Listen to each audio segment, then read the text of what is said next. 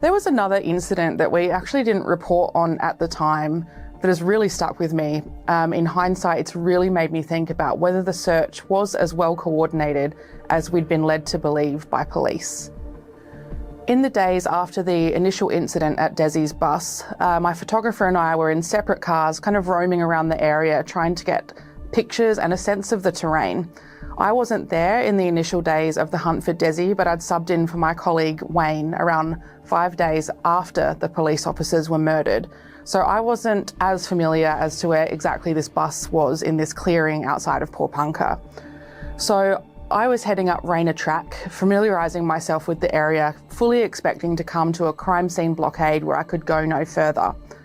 But I ended up being able to pull right into the property where I actually stumbled across a full-blown raid on Dezi's bus many days later. Dezi's bus was sort of sat within this picturesque valley with one dirt road in, surrounded by hills and vegetation.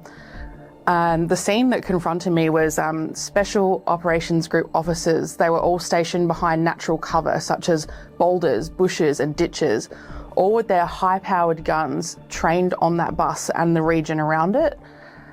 There were uniformed police in vehicles all staring towards the bus too. Obviously, they were quite horrified that I was there, but not as horrified as I was to have freely accessed by accident this potentially dangerous scene.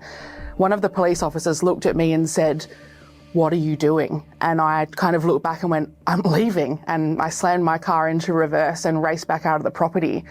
But I couldn't believe they'd been undergoing this massive operation with no officers guarding the entrance to the track off the main road, as would be customary in most of these situations. It really made me wonder, and it still does make me wonder, where else they were cutting corners. And this really felt like a sign that it wasn't quite the coordinated forensic approach that perhaps it should have been.